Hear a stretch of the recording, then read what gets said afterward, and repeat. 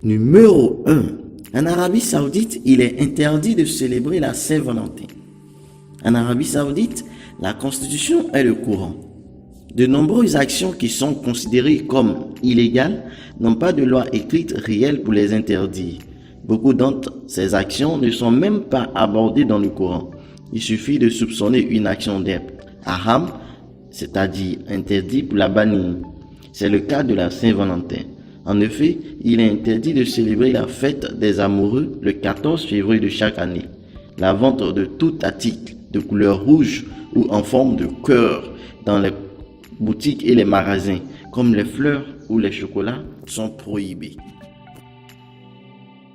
Numéro 2. La bigorexie représente l'addiction à la pratique du sport. Le sport est recommandé par tous les professionnels de la santé, mais quand il est pratiqué à l'excès, il peut devenir une véritable addiction. Ça a commencé avec 1 heure de running par semaine, puis 2, puis 3, et puis on a fini par ne plus les compter, disait un accro au sport. S'il est recommandé de faire du sport régulièrement, le trop peut être nocif. Un comportement qui porte un nom, la bigorexie. Reconnue comme addiction depuis les années 90, la bigorexie prend de l'ampleur. En 1894, un prêtre a sauvé un enfant de 4 ans de la noyade. Il s'agissait d'Adolf Hitler. Adolf Hitler n'aurait jamais connu le destin qui a été le sien si, quand il était encore un jeune garçon, il n'avait pas été sauvé de la noyade par un autre enfant qui devint prêtre une fois adulte. Cet incroyable récit a été découvert par des historiens dans les archives du journal Donau Zeitung. Nous sommes au mois de janvier de l'année 1894. Adolf Hitler a alors 4 ans. À cette époque-là, lui et sa famille vivent à Passau, une ville de Bavière située dans le sud-est de l'Allemagne. Le jeune Adolf jouait tranquillement avec d'autres enfants aux cow-boys et aux Indiens quand il tomba malencontreusement dans les eaux glacées de la rivière Inn. Alors qu'il aurait pu mourir puisqu'il ne savait pas nager, le fils du propriétaire de la maison où résidait la famille Hitler, également âgé de 4 ans, prit son courage à 2 mains et le sauva. Plus tard, des chercheurs découvrirent que le héros de cette journée s'appelait Johann Kuerberger et qu'il était devenu prêtre. En 1980, ce dernier avait raconté cette histoire peu avant sa mort à son successeur Max Tremel. À cette époque-là, les habitants de Passau connaissaient très bien ce récit, prouvant qu'il ne s'agissait définitivement pas d'une fable. Avant d'arriver au pouvoir pour accomplir les actes si ignobles que l'on connaît tous, Hitler aurait pu passer de vie à trépas à de nombreuses reprises comme si le destin s'acharnait contre lui. Blessé à la cuisse par des éclats d'obus, puis au poumon par une attaque de gaz moutarde lors de la Première Guerre mondiale. Attentat du 8 novembre 1939 perpétré par Johann Georg Elssler. Tentative d'assassinat du 20 mars 1943 par le colonel Rudolf Christoph von Gerdorf. Du 20 juillet 1944 plutôt.